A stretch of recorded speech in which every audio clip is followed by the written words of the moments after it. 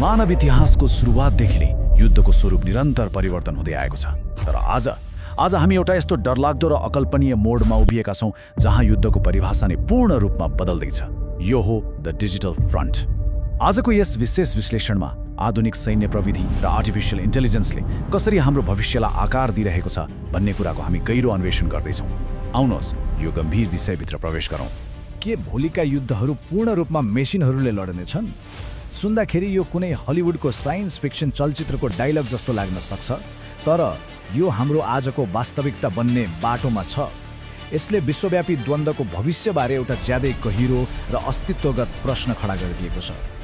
अब एकैछिन कल्पना गर्नुहोस्, एउटा यस्तो युद्ध मैदान जहाँ कुनै मानवीय भावना छैन, कुनै थकान छैन र कति पनि हिचकिचाहट छैन। केवल आर्टिफिशियल इन्टेलिजेन्सद्वारा पूर्ण रूपमा सञ्चालित र निर्देशित मसिनहरूले स्वचालित रूपमा निर्णयहरू लिइरहेका छन्। यो कुरा सुन्दा नै आङ सिरिङ हुन्छ, होइन र? अब जाउँ हाम्रो पहिलो खण्डतर्फ, युद्धको भविष्य। हामी यहाँ भविष्यको कुनै एकदमै टाढाको बिन्दुको कुरा गरिरहेका छैनौँ नि। यी प्रविधिहरू अहिले ट्याक्कै यसै क्षणमा विकसित भइरहेका छन्। अरबौँ डलर, साँच्चै भन्नुपर्दा विश्वका शक्तिशाली राष्ट्रहरूले यी नयाँ प्रविधिहरूमा अहिले पानी जस्तै पैसा बगाइरहेका छन्। यो लगानीको गति र मात्रा यति विशाल छ कि यसलाई रोक्न अब लगभग असम्भव जस्तै भइसकेको छ। यो त एउटा रोक्नै नसकिने दौड पो बनेको छ। एआई सञ्चालित हतियारहरू, अटोनोमस ड्रोनहरू, रोबोटिक सिपाहीहरू र उन्नत साइबर रक्षा प्रणालीहरू, यिनीहरू सबैको एउटै मात्र मुख्य उद्देश्य छ, युद्धलाई पहिलेभन्दा धेरै छिटो, चलाख र अझ प्रभावकारी बनाउनु। तर यी अस्त्रहरूले साँच्चै हाम्रो आकाशमा के गर्न सक्छन् त? हाम्रो अर्को खण्ड रहेको छ अटोनोमस ड्रोनहरूको उदय। मानवरहित हवाईयुद्धको यो विकासक्रम विज्ञानको चमत्कार मात्र पक्कै होइन, यो त मानव जातिकै लागि एउटा गम्भीर चुनौती र डरलाग्दो यथार्थ पनि हो। लक्ष्यको पहिचान गर्ने, गुप्तचर जानकारी सङ्कलन गर्ने र शत्रुहरूमाथि आक्रमण गर्ने। यो एआई किल चेन यति द्रुत गतिमा हुन्छ कि यसमा मानिसको नियन्त्रण लगभग शून्य बराबर हुन्छ। मेसिनले आफै देख्छ, आफै सोच्छ र आफै प्रहार गर्छ। र कुरा प्रहारमा मात्रै सीमित छैन। एआईले सैन्य कमान्डरहरूका लागि युद्ध मैदानको रियल टाइम डाटा विश्लेषण पनि गरिरहेको हुन्छ। यसले गर्दा मानिसको निर्णय लिने क्षमता हजारौँ गुणा छिटो र सटिक बन्छ। तर एउटा प्रश्न उठ्छ, के यो युद्ध केवल भौतिक मैदान र आकाशमा मात्र सीमित छ त?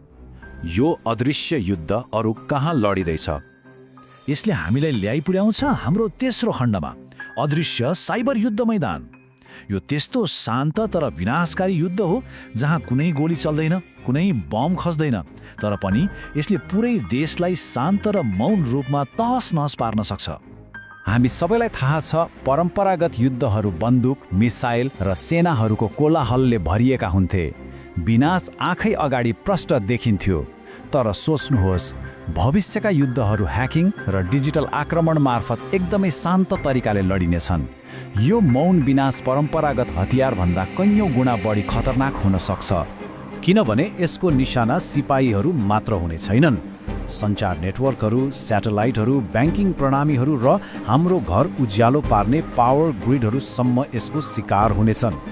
एआईले यी नेटवर्कहरूलाई साइबर खतराहरूबाट जोगाउन पनि सक्छ, तर शत्रुको दैनिक जीवनका आधारभूत संरचनालाई नै पक्षघात गरिदिन भयानक आक्रमण पनि गर्न सक्छ। अब लागौँ चौथो खण्डतर्फ, युद्धमा रोबोटिक सिपाहीहरू।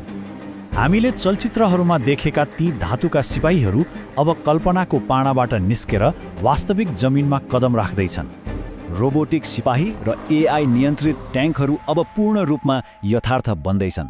जहाँ मानवीय सैनिकहरूको ज्यान जाने उच्च जोखिम हुन्छ, त्यस्ता अत्यन्त खतरनाक वातावरणमा यी मेसिनहरूलाई पठाइन्छ, किनकि उनीहरूलाई डर लाग्दैन र उनीहरू कहिल्यै पछि हट्दैनन्। तर यस विकासले विश्वलाई दुई ध्रुवमा बाँडेको छ। समर्थकहरू तर्क गर्छन् कि यसले मानव हत्या आतिलाई उल्लेखनीय रूपमा कम गर्छ, जो निस्सन्देह एउटा एकदमै सकारात्मक पक्ष हो। तर अर्कोतर्फ आलोचकहरू अत्यन्तै गम्भीर चेतावनी दिन्छन्। मानवीय विवेक र भावना बिनाका मेसिनहरूले कसैको जीवन लिने निर्णय गर्नु कतिको सही हो? यसले हामीलाई कस्तो अन्त्यतर्फ लैजाँदैछ? यहीँनिर आउँछ हाम्रो अन्तिम र सबैभन्दा महत्त्वपूर्ण खण्ड, अन्तिम नैतिक सङ्कट। यी अकल्पनीय मेसिनहरूले एउटा यस्तो अनिश्चित र जटिल भविष्य सिर्जना गर्दैछन् जसको हामीले मानव इतिहासमा अहिलेसम्म सामना गर्नु परेको थिएन। जीवन र मृत्युको निर्णय। के कसैको ज्यान लिने पूर्ण अधिकार एउटा कोड र अल्गोरिदमलाई दिन सकिन्छ? यो कुनै सामान्य प्रश्न होइन, यो त मानवताको नैतिकतामाथिको सबैभन्दा ठूलो र गहिरो प्रहार हो। यदि भविष्यमा यस्तो भयो भने मानिसको नियन्त्रण बाहिर गएर यी मेसिनहरूले आफै निर्णय लिन थाले भने त्यसको परिणाम के होला? त्यसैले हामीलाई कडा नियमहरू र स्पष्ट नैतिक दिशानिर्देशहरूको नितान्त आवश्यकता छ र यो सुनिश्चित गर्ने सम्पूर्ण जिम्मेवारी विश्वका सरकार र अन्तर्राष्ट्रिय संस्थाहरूको काँधमा छ। धेरै ढिलो हुन अगावै हामीले यी नियमहरू स्थापित गर्नै पर्छ। अन्ततः युद्धको भविष्य केवल सैन्य शक्तिमा मात्र होइन, तर मानवताले आर्टिफिसियल इन्टेलिजेन्सलाई कति बुद्धिमानीपूर्वक नियन्त्रण गर्छ भन्ने कुरामा पूर्ण रूपले निर्भर गर्दछ।